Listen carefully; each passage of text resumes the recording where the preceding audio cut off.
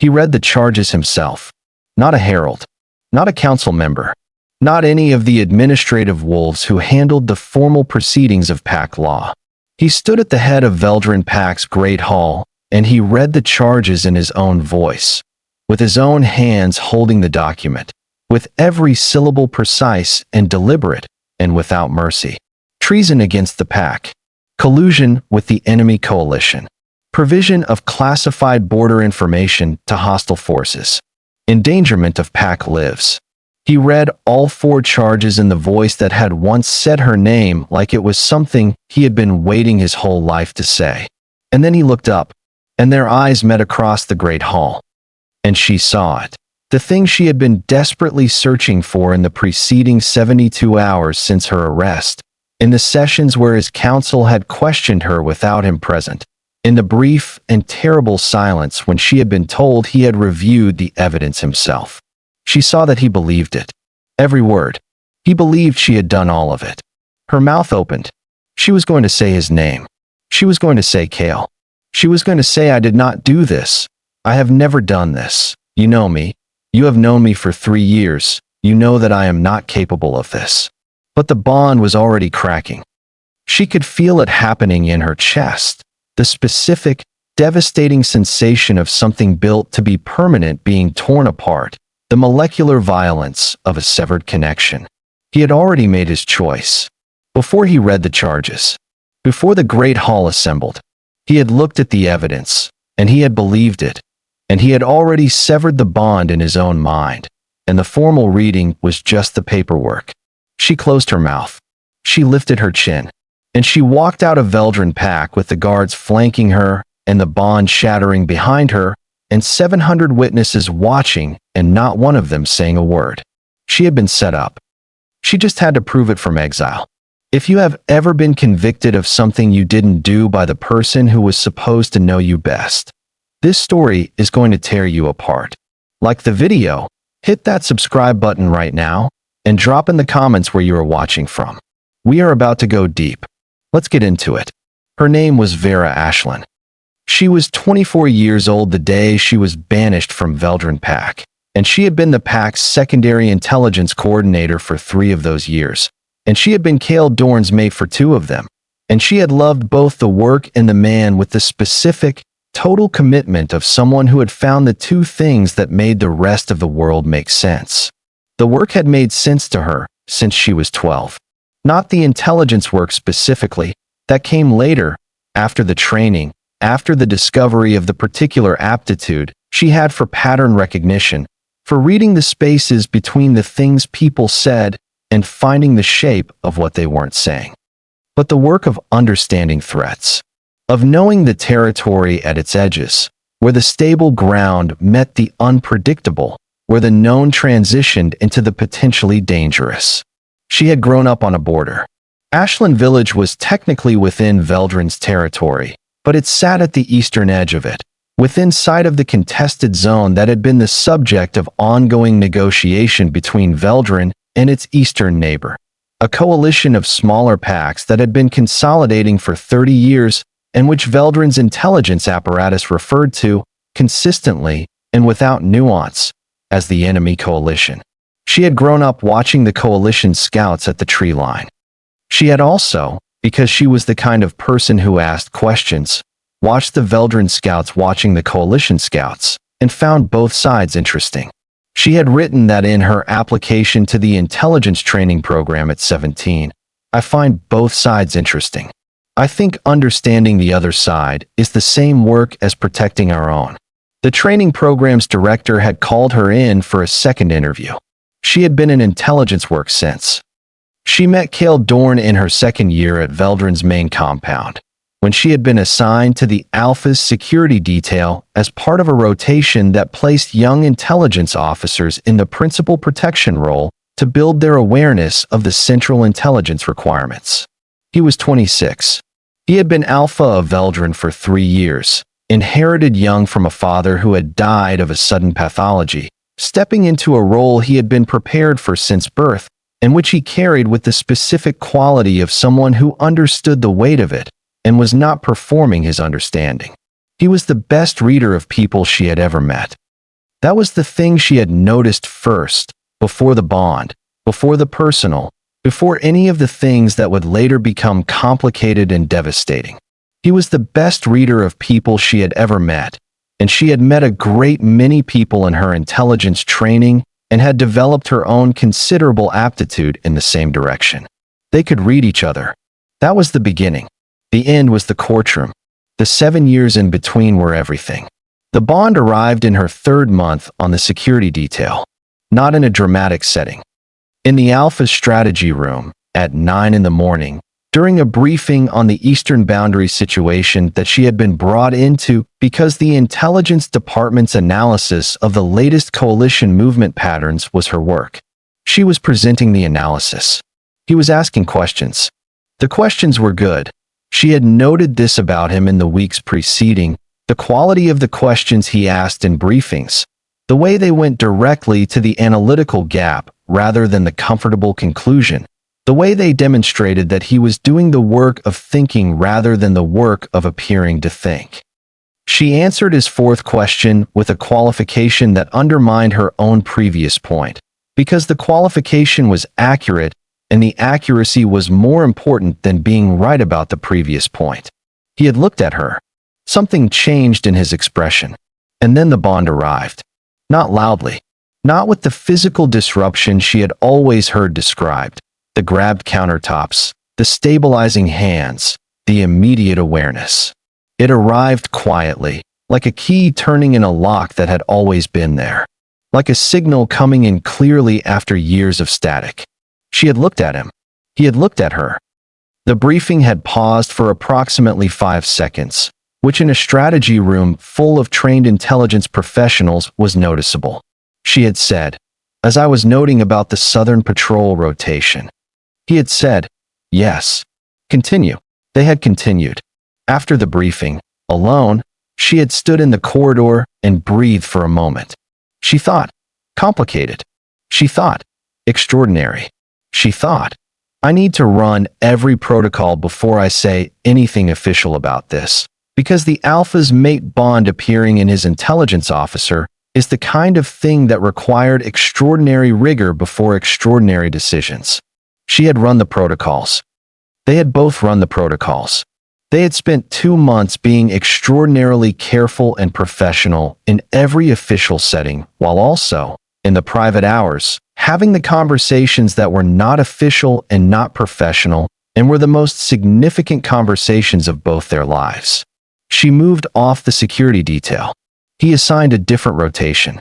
3 months later, they had made the formal acknowledgement. Those years. I want to tell you about those 2 years the way they deserve to be told, because they mattered and because what came after tried to erase them, and the erasure was one of the worst things about what happened. They were 2 people who could read each other, in the specific way of people who were in a world full of concealment and had found someone from whom they were not concealed. He knew when she was working through a difficult analysis, not because she told him, but because the quality of her silence changed, and he had learned the different qualities of her silence the way you learn the frequencies of a very specific and valuable transmission. She knew when he was managing something difficult, not because he showed it, because he didn't show it, because alpha wolves were trained from childhood to carry their difficulties without display, but because she had been trained to read what was not shown, and he was not the exception to her training. They argued, often, about the coalition situation, specifically, which was the subject she had the strongest professional opinions about, and which he had the strongest governance responsibility for, and which they consequently approached from angles that produced regular disagreement. She thought Veldrin's intelligence approach to the coalition was too adversarial. Not naive, she had been watching the coalition scouts since childhood, and she was not under any illusion about the coalition's leadership's intentions. But she thought the steady treatment of the coalition as a monolith, as a single entity with single interests, was preventing Veldrin from understanding the actual fracture lines within it, the specific faction disagreements that could, if understood, be used to reduce the threat rather than merely defend against it. He thought she was right about the fractures. He thought she was wrong about the approach, because the factions within the coalition were not stable enough to negotiate with without risking the appearance of weakness to the faction that was most hostile, which would produce worse consequences than the current standoff. They were both right about parts of it. They disagreed about which parts were more important. It was the most productive disagreement she had ever been in. She had not understood, at the time, that the disagreement was going to be used against her. The evidence was impeccable. She had understood that immediately, in the 72 hours between her arrest and the charges.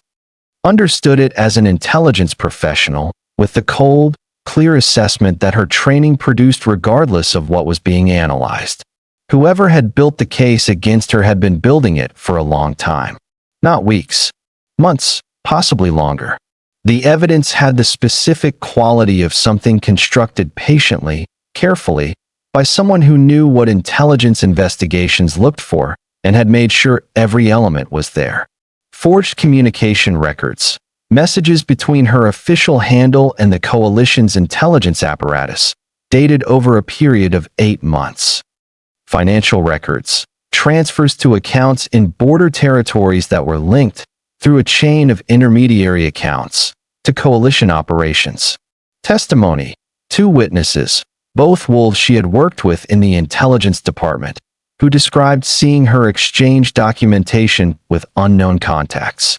A physical evidence cache, a dead drop location in the eastern boundary territory, containing documents marked with her personal cipher that had apparently been used within the preceding 6 weeks. It was elegant. It was thorough. It was built by someone who knew her work methods, her personal cipher, her financial access pathways, and the specific operational protocols of Veldrin's intelligence department. Someone inside the department. Someone who had been watching her, not because she was a threat, but because she was convenient. Because she was close to the Alpha in a way that made her both a believable traitor and a devastating revelation. Because a mate suspected of treason was the kind of wound that destabilized an Alpha's judgment in predictable and exploitable ways. She had understood all of this. She had not been able to prove any of it. Not in 72 hours. Not with her access revoked and her communications monitored, and the council already in the process of accepting the evidence as complete and sufficient. She had walked out of the Great Hall into banishment. She had made a decision. She was going to prove it. She just needed time. The Eastern Territories were not hospitable to a banished wolf of Veldrin pack. Banishment was a legal status with practical weight. It was recorded in the Continental Pack governance system, visible to any pack that queried the status of a wolf presenting for community entry. A banished wolf carried the specific social contamination of someone who had been found guilty of pack law violations, and the contamination made integration into new communities difficult without either concealment or extraordinary circumstances. She was not going to conceal it. She was going to use the extraordinary circumstances.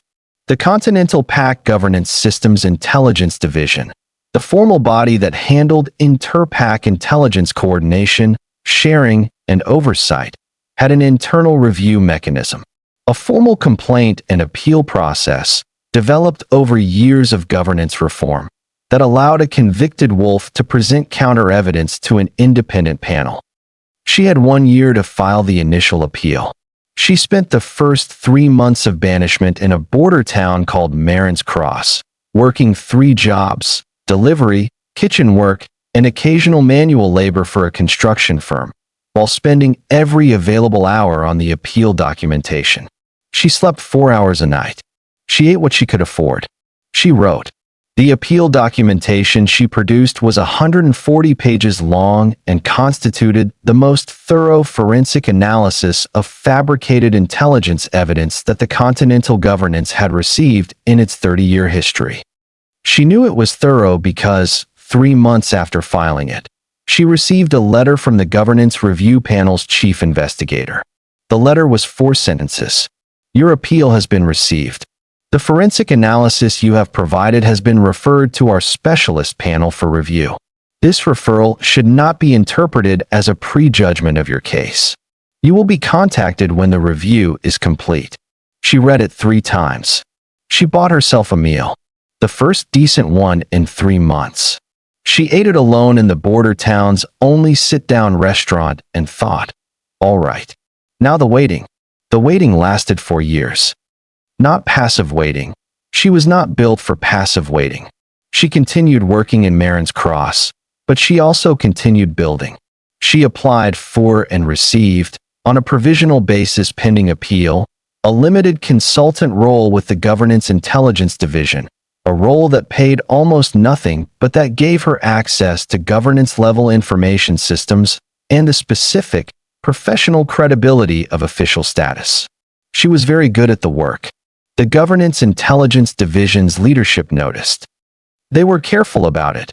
Careful in the way that government bodies were careful about things that were potentially awkward. She was, after all, a wolf under appeal, a wolf with a formal treason conviction, a wolf whose status was unresolved. But they were also, and this was the specific quality of good governance bodies, practical. She was producing work that was better than the work they were getting from fully cleared analysts, and the resources required to match that quality through other means were significant. They continued giving her work. She continued doing it. She built connections in the way she had always built connections, through the work itself, through the quality of her analysis, through the specific reputation that accumulated when someone was consistently more right than wrong about difficult questions over a sustained period. She met Ren Doss in the 3rd year of waiting. Ren Doss was the Governance Review Panel's lead investigator. She was 61 years old and had been doing this work for 30 years and had the specific quality of someone who had been in too many rooms with too many difficult truths to retain any comfort with easy ones. She was precise and unhurried, and she had the habit of asking questions that were one question ahead of the obvious one, which Vera had recognized immediately as the mark of someone who thought at a different level than most. They had met officially when Ren was reviewing Vera's appeal documentation. They had met unofficially, and more significantly, when Ren had tracked her down in Marin's Cross one afternoon, unannounced, and sat across from her at a cafe table and said, "I have questions about sections 84 through 97. Vera had said, "Ask them." They had been talking, across various distances and intervals, ever since. "What you've built," Ren told her, in the 4th year, "is the most comprehensive forensic deconstruction of an inside intelligence operation I have seen in 3 decades. The fabrication methodology you've identified, the way the evidence was built backward from the desired conclusion rather than forward from the investigation, that's a pattern we've seen in 2 other cases in the last 5 years. Cases that we were not able to resolve because we didn't have the analytical framework you've created." Vera had looked at her. "2 other cases," she said. "Yes. Same inside source." Ren's expression answered before she did. "We believe so," she said. "Who is it?" "That is what we are in the process of establishing," Ren said.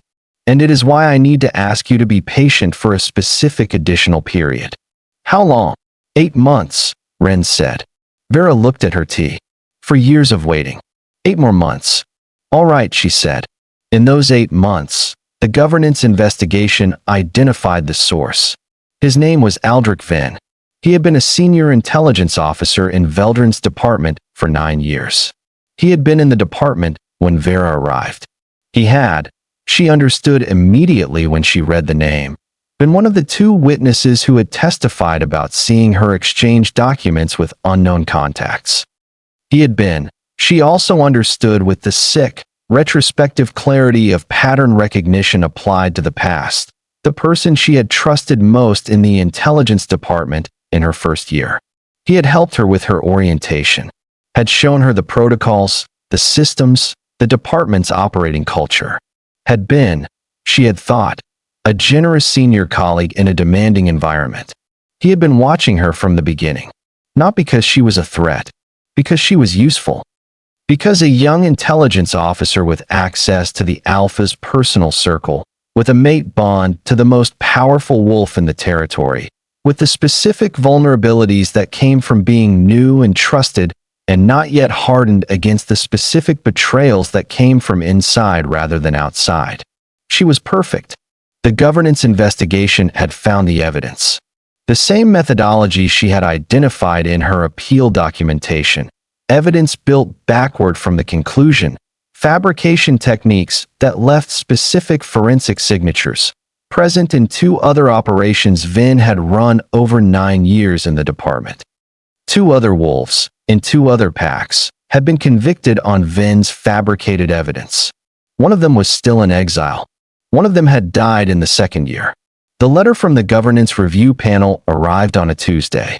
She was in her office in the governance division's consulting wing. She had been given a permanent office 6 months earlier, the provisional consultant role having become something more permanent without a formal announcement. When Ren came in, she sat down. She put a document on the desk. "It's done," she said. Vera looked at the document. Official seal. Continental Pact governance insignia. The specific format of a formal review determination. She picked it up. She read it. After review of the evidence presented and the forensic analysis conducted by this panel's specialist investigative unit, the charges of treason against the Pact, collusion with the enemy coalition, provision of classified border information to hostile forces, and endangerment of Pact lives, as recorded against Vera Ashlen of Veldran Pact, are hereby determined to be unsupported by legitimate evidence. The fabrication of said evidence is attributed to Aldrich Venn, Senior Intelligence Officer of Veldran Pact, whose actions have been found to constitute the crimes of false evidence creation, wrongful conviction facilitation, and abuse of intelligence office. Formal charges against Aldrich Venn are being filed concurrently. This determination is issued with full exoneration of Vera Ashlen, effective immediately. She put the document down. She looked at it on the desk. She thought about the Great Hall, about Cael's voice reading the charges in his own voice, about the bond cracking, about the Eastern Road in banishment with 2 guards flanking her and not looking back. She thought about 4 years, about the 140 pages, about Marin's cross and the 4-hour nights and the decent meal, about Ren's question ahead of the obvious question, about Aldrich Venn, who had helped her with her orientation and had been building her destruction from the first day. She picked up the document again. She read the last line. The banishment order is hereby rescinded. Vera Ashlen is entitled to full restoration of her status within Veldran Pact and the Continental Pact governance system. What happens now? She asked. The determination is transmitted to Veldran Pact's governance records, Ren said. Cael Dorn receives the official notification simultaneously. And Venn. He was arrested this morning, Ren said. He will be processed through the Continental Criminal Proceedings. Given the severity and the pattern, 3 victims, one of whom died, the timeline will be extended, but the outcome is not in doubt. Vera was quiet. The wolf who died, she said. Marikal exiled from her pack 3 years before you. She did not survive the 2nd year. Vera held that. Her family has been notified of the exoneration, Ren said. Her name will be restored to her pack's formal records. A long silence. I want to go to Veldran, Vera said. Ren looked at her. To present the determination? No, Vera said. The determination is official. It doesn't need me there for it to be real. She paused. I want to go because I have 7 years of questions that only one person can answer. And because I need to see his face when he reads it. Ren was quiet for a moment. You have every right to go, she said. I know, Vera said. I just wanted to say it out loud first. She did not go immediately. There were things to resolve. The Venn prosecution required her formal testimony, which took 2 weeks to prepare and deliver. The governance division had a significant case in progress that she was the primary analyst on, and walking away in the middle of it without transition documentation would have been a disservice to the pact that depended on it. She spent 3 weeks being orderly about the transition, not as a delay. She was not afraid of the conversation that waited in Veldran, or not primarily afraid of it. She was afraid of it in the way you were afraid of something you had spent 7 years preparing for and which was now, finally, about to happen and therefore had become real in a way that preparation was not. She was also, in those 3 weeks, honest with herself about what she wanted, not what she felt she was owed, not the restoration, the exoneration, the formal acknowledgement. Those were coming whether she went to Veldrin or not. The continental determination was on record. What she wanted was to look at Cael Dorn, to look at the man who had read the charges in his own voice and believed every word and let the bond break, and to understand, from that looking, whether she still, after 7 years, whether she was still. She stopped that thought. She would know when she got there. Veldrin Pact had not changed. This was the first thing she registered, driving in from the Eastern Road, the road she had been walked out of along 7 years ago, and seeing the territory unfold on either side. The same pines, the same mountain profile on the northern horizon, the same quality of air that the northern territories had in autumn, crisp and specific, and unlike the air anywhere else she had lived in 7 years. She had not missed it. She had told herself that very firmly, many times, in 7 years. She had been lying to herself. She parked at the guest compound.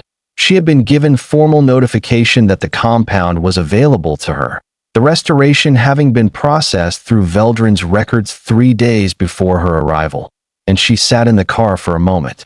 She was 31 years old. She had spent 7 years building something in the space left by the banishment, a career, a reputation, a specific and hard-won expertise that had ultimately been the instrument of her own exoneration. She was not the same person who had walked out of this place at 24. She was significantly more. She needed to remember that. She got out of the car. The guest compound's caretaker, an elderly wolf named Tass who had been doing the job since before she had arrived the first time, and who looked at her with the specific, quiet expression of someone who knew the full story and had developed an opinion about it, handed her the room key without ceremony. "Good to see you back," Tass said. It was such a simple thing. "Good to be back," she said, and found that it was true.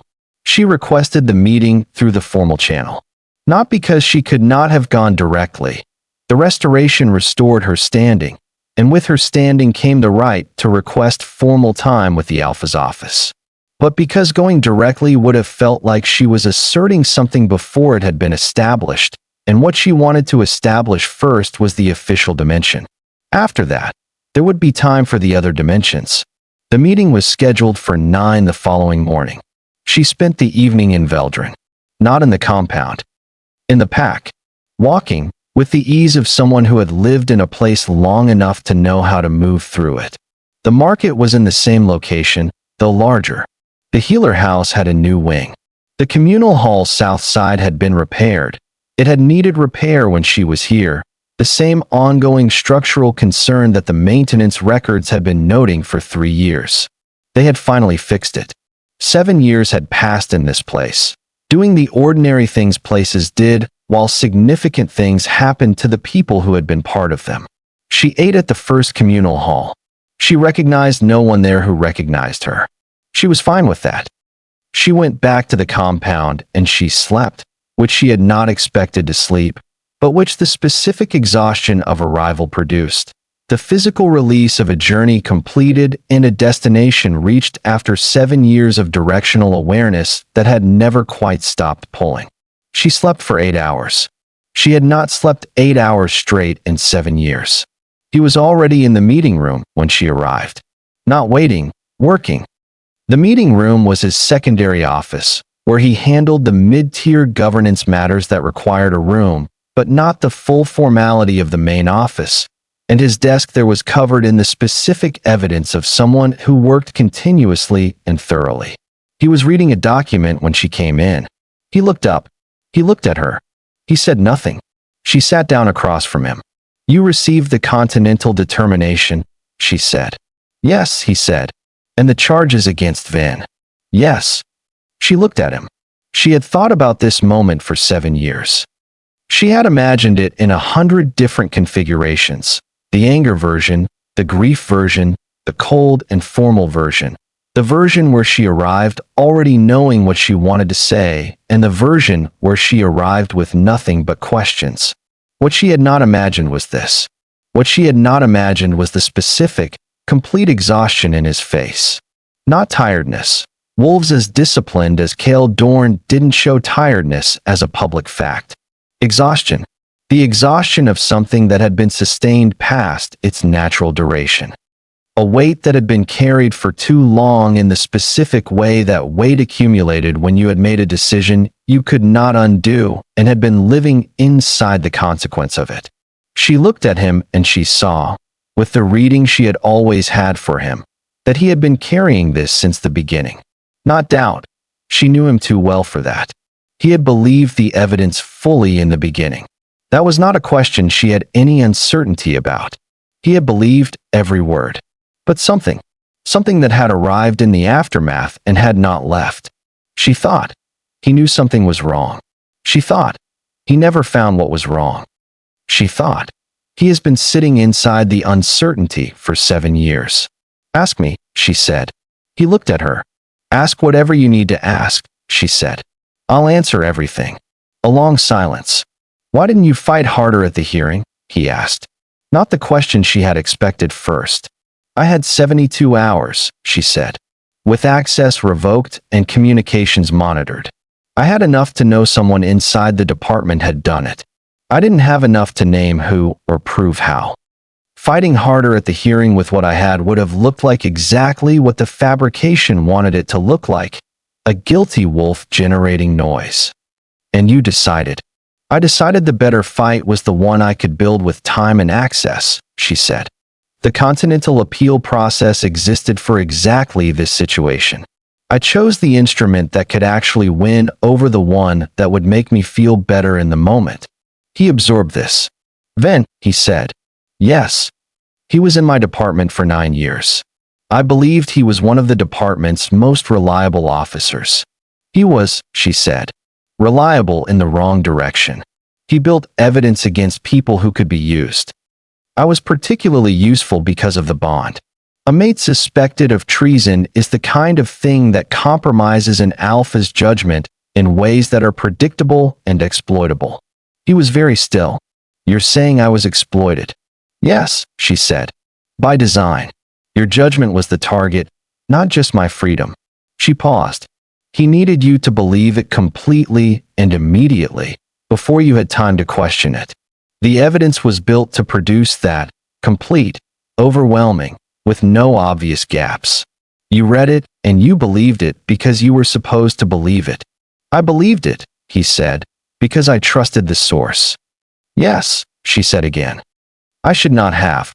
You could not have known, she said. You are a very good reader of people. He was a very good liar who had been building trust with you for years. The combination of those two things, in the context of evidence that was professionally built to be convincing, produced exactly what it was built to produce. He looked at his hands. She watched him. She thought, there he is. Not the alpha managing a meeting. The person underneath.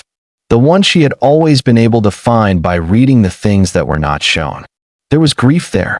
7 years of it, compressed and controlled and never fully released. I felt the bond go, he said. When I made the determination. Before the hearing. I had already, in my own mind, I had already done it. And I felt it go. So did I, she said. And when it went, he stopped. She waited. It was wrong, he said. I knew it was wrong the moment it went. Not the decision. I thought the decision was right based on what I knew. But the feeling of it. The feeling was wrong. Like severing something that was not supposed to be severed. A severed bond feels wrong, she said. It felt specifically wrong, he said. Not just painful. Wrong. The bond is not a legal instrument, she said. It doesn't care about evidence. It knows what it knows. He looked at her. And you, he said. In 7 years. Did you? I was angry for the first year, she said. Not at you specifically. Anger was not useful to what I needed to do, so I didn't spend much time there. But it was present. She paused. The second year was the work. The third year was the waiting. The fourth, the fifth, the sixth, more waiting. More work.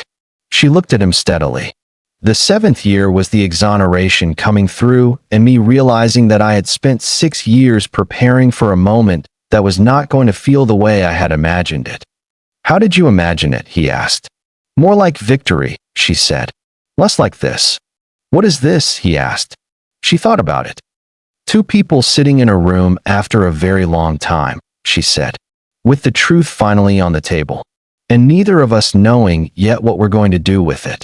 He was quiet for a long moment. I need to ask you something, he said, and I need you to be honest, because I have been asking myself this question for 7 years, and I don't trust my own answer. Ask, she said, if I had come to you in the beginning, before the evidence was presented to the council, if I had come to you privately and asked, did you do this? Would you have been able to convince me you hadn't? She thought about it carefully. No, she said. He looked at her. The evidence was complete, she said. It was built to be convincing to exactly the kind of intelligence reader you are. If you had come to me privately, I would have told you the truth. But I couldn't have proven it then. Not in the time available. Not with the evidence as assembled. She paused. The honest answer is that the fabrication was good enough that even if you had wanted to believe me, the evidence would have prevented you. Then what should I have done differently? He asked. She looked at him. You should have come to me, she said. Not to give me the chance to prove it. Just come to me. Let me hear it from you before it was formal. Let us be in the same room with the worst possible thing before it became a public fact. She paused. I don't think it would have changed the outcome, but the manner of it would have been different. He held her gaze. I know, he said. I knew it then, and I did it the way I did it anyway, because I was managing myself. Managing the bond. I knew that if I came to you first I would. I didn't trust myself to do what the evidence required if I came to you first. She was quiet. This was, she thought, the most honest thing he had ever said to her. More honest than anything in the 2 years of the bond. More honest than the briefings, the arguments about the coalition, the private evenings. Because it was the thing he had been holding in for 7 years and had never been able to say to anyone. Thank you, she said. For what? For saying that, she said. Honestly, without managing it. The formal restoration took 3 days. Pack governance documents. Record corrections. The specific administrative machinery of undoing what had been formally done, which was slower and more complicated than the original doing, but was being done with full institutional support. The Venn prosecution was in progress in the continental courts. Vera spent the 3 days working, not pack work. She had not yet been formally reintegrated into any role, but the governance division work that had been following her from Marin's Cross for 7 years, and that she was not going to abandon mid-project simply because geography had changed. She met with Cael each morning. Not formally, not in the meeting room. At the small table in the corridor outside the primary offices where the pack staff ate breakfast. In the specific, functional way of 2 people who had a great deal to discuss and had found a practical location for the discussion. They talked about everything, not just the past 7 years. About the coalition situation, which had changed significantly in 7 years. 3 of the original coalition's component packs had broken off, producing exactly the factional fractures she had always argued were present and exploitable. About the governance intelligence work she had been doing and what its implications were for Veldrin's security approach. About the specific failures in Veldrin's internal oversight that had made Ven's operation possible and what structural changes would prevent recurrence. He listened with the quality of attention she had recognized in the briefing room all those years ago. She noticed that she had missed it. She noticed that missing it had been something she had been managing for 7 years in the same way she had managed the anger, by not giving it space, by directing the energy elsewhere, by trusting that what she felt was not what she had to live inside. She had been managing it. She was aware of it now. On the morning of the 3rd day, over the corridor breakfast, there was a shift. Not announced. Not created by either of them deliberately. Just the specific shift that happened when 2 people had been in sustained, honest conversation for 3 days and had covered a great deal of ground, and were now at the place where the covered ground had brought them. He put his tea down. She had been about to say something about the coalition's eastern faction's latest movement patterns. She didn't say it. They looked at each other. The bond is gone, he said. Yes, she said. Permanently, after a formal severance. You know that. I know the formal bond is gone, he said. I'm not talking about the formal bond. She was very still. Then what are you talking about? She asked. He looked at her. I'm talking about the 7 years of knowing something was wrong, he said. Of the specific quality of absence that doesn't feel like absence because you can still feel the shape of what was there. He paused. I'm talking about the fact that in 7 years I have not been able to. The formal bond was severed. I know that. What wasn't severed was. He stopped. She waited. The recognition, he said at last. Two people who can read each other. Who read each other specifically. That doesn't sever because the formal mechanism goes. No, she said. It doesn't. I know you, he said. I have never stopped knowing you. And what I have been living in for 7 years is the distance between knowing someone and being able to, being allowed to. He stopped again. She looked at him. She thought about the 7 years. About what she had built in them. About who she was now and who she had been and the distance between those two versions of herself that was not regret. It was not regret, because the building had been too real for regret, but which contained a specific absence that she had been very careful, for 7 years, not to look at directly. She was looking at it now. Cael, she said. He waited. What I built in 7 years is mine, she said. The career, the expertise, the proof. All of it is mine, and it does not stop being mine because I am here. Whatever comes next exists alongside that, not instead of it. I know, he said. And I am not the same person who walked out of this pack, she said.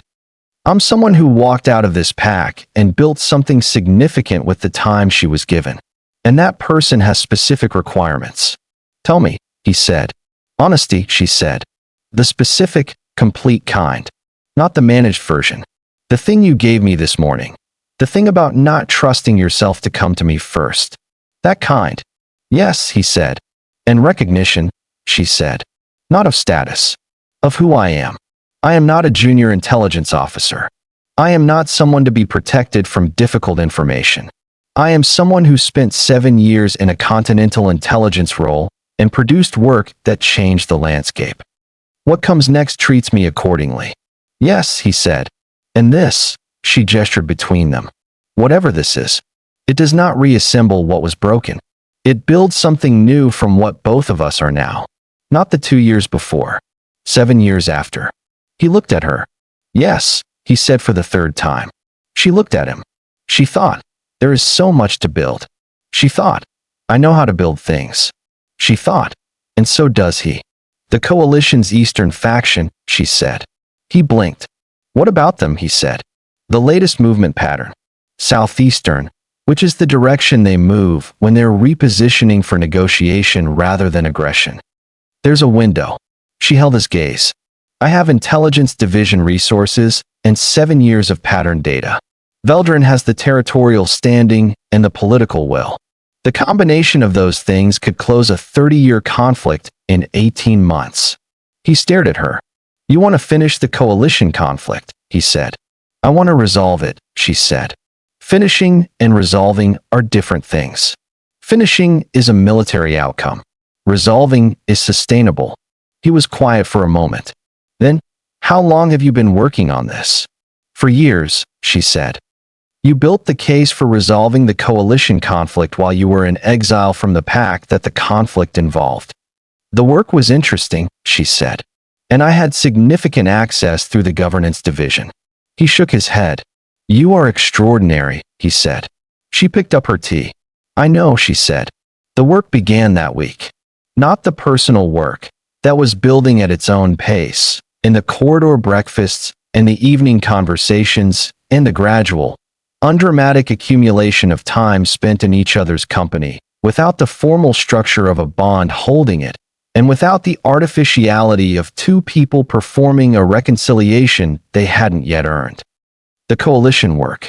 Vera's 4 years of pattern analysis became the foundation of a formal diplomatic initiative, a thing that Veldrin's governance had not attempted in 30 years of the coalition conflict, because 30 years of treating the coalition as a monolith had produced 30 years of strategies for confronting it rather than resolving it. The initiative was quiet in the beginning. 3 contacts. Vera's contacts, from 7 years in the continental governance and the specific, carefully maintained relationships she had built with intelligence officers across the territory. 2 of those contacts had back-channel connections to the coalition's moderate faction, the one she had always identified as the breakaway faction, the one that had been arguing internally for negotiation since before she was banished. First contact was made in the 2nd month. The response came back in the 3rd. She had been right about the window. 18 months. She had said 18 months. It took 22. 4 months over the estimate, because the hardest part of a negotiation was always the final stage, where the parties who had been getting more comfortable were suddenly confronted with the specific, permanent weight of a thing that was about to become real and which they could no longer retreat from easily. The hard part of the final stage was Vera's specific area of expertise. She sat across the table from the coalition's moderate faction's senior representative, a wolf named Drav who had been in this role for 12 years and who had, Vera had known from her intelligence work, been waiting for exactly this conversation for almost as long, and she conducted the negotiation with the focused, patient precision of someone who understood that the person across the table needed to be brought to yes by a path that felt like their own. She brought them to yes. The agreement was signed on a Wednesday morning in the Governance Division's formal treaty room, with witnesses from both sides and the Continental Governance's formal record keeper present. 30 years. 30 years of the coalition conflict, inherited from her father's generation, defining the eastern boundaries of every decision Veldrin had made in the preceding 3 decades. Over. Not perfectly. Not without ongoing work. Territorial agreements were never permanently resolved. They were maintained, and maintaining them required the ongoing application of exactly the kind of intelligence and relationship work she had been doing. But the formal conflict was over. She sat in the treaty room after the signing. She sat alone for a while. She thought about being 12 years old at the eastern border of Ashlen village, watching the coalition scouts at the tree line and being interested in both sides. She thought about 17-year-old Vera writing in her application that she found both sides interesting, that understanding the other side was the same work as protecting your own. She thought, I was right. She thought, it took a long time. She thought, the time was part of it. There was a moment, approximately a year after her return to Veldrin, that she returned to often in subsequent years. Not a significant moment in the documentary sense.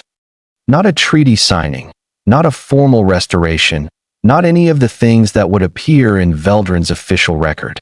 A morning, early autumn, the specific October quality of the northern light that she had recognized on her return drive and which she had missed for 7 years without letting herself admit the missing. She was in the intelligence department's East Wing, in the office that was hers, the formal intelligence directorship having been offered and accepted 6 months after her return, because the alternative of having Vera Ashlen's capabilities available to Veldrin's governance without making them formally central was, as the council's assessment had correctly identified, wasteful. She was reading a report. Cael came to the office door.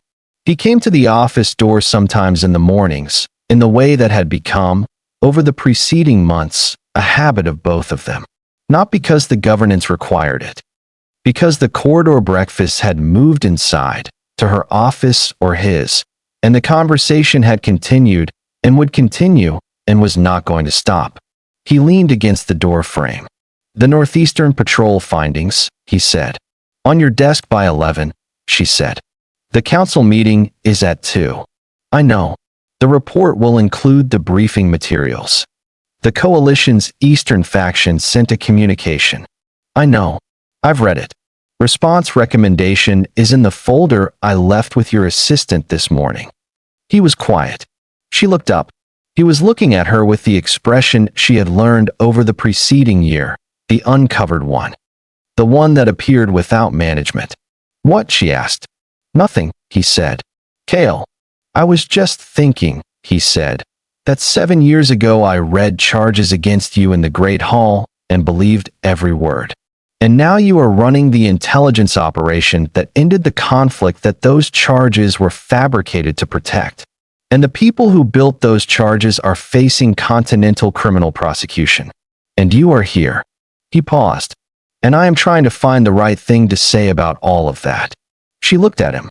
There isn't a right thing, she said. There's just the thing that's true. What's the true thing? He asked. She thought about it. That some things are lost, and you don't get them back in their original form, she said. The 2 years before the banishment are gone.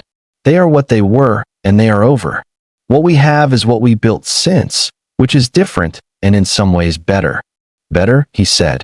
More honest, she said. More real. Not built on the bond alone, because the bond is gone. Built on the actual work of choosing each other every day, which is slower and harder and requires more maintenance, and is therefore sturdier. He was quiet. I have something to tell you, he said. Tell me. The formal queen designation, he said. The council reviewed the intelligence directorship, the treaty work, the exoneration, the full record. They've recommended the formal designation. She was very still. You don't have to take it, he said. The intelligence directorship stands regardless. He paused.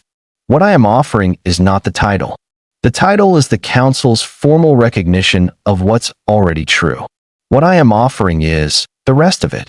She looked at him. The rest of it, she said. The conversations, he said. The arguments about the coalition that we will now have to find new subjects for. The corridor breakfasts. The reading of each other in rooms. He stopped. I'm not good at this part. I know, she said. You are excellent at most things. Speeches that contain feelings are not one of them. No, he said. Let me try, she said. He waited. You read charges against me in your own voice, she said. And I walked out. And for 7 years I built what I needed to build. And you stayed in the weight of what you had done. And now we are both different from who we were. And the difference is better than the original. And I think we both know that. Yes, he said. So the answer is yes, she said. To the designation. To the rest of it. On the terms we have already established. Yes, he said. She turned back to her report. Northeastern Patrol findings by 11, she said. Yes, he said for the 3rd time. And she heard in it the specific quality of a word doing more than its face value. Carrying everything that was not being formally said and didn't need to be. She heard it. She smiled at the report. There is something that the old Wolf governance texts said about the mate bond. Not the biological texts. Those described the mechanism. The governance texts. The ones written by wolves who had been governing communities for generations and who understood that the bond, whatever its biological reality, existed inside a social and political world that was not organized for its convenience. The governance text said, the bond designates. It does not build. What is built by wolves, with wolf hands, in wolf time, through the specific accumulation of choices made and work done and truth told. Vera Ashlen had been designated. The bond had done that, years ago, in a briefing room over a question about the Southern Patrol rotation. What she had built was hers. Not the bond's. Not Veldrin's. Not even entirely Cael's. The 140 pages. The 4 years of pattern analysis. The 18 months, 22, actually, of quiet diplomatic work. The conversation in the corridor where he told her the truest thing he had ever told her. The designation of enemy, for treason she had never committed, for charges that were the fabrication of a man who had decided she was useful, had been the worst thing that had ever happened to her. It had also produced everything she was. Not because suffering produces greatness. That is a lie that people tell themselves about suffering. Because it makes the suffering feel purposeful, and purpose is easier to carry than pure, pointless pain.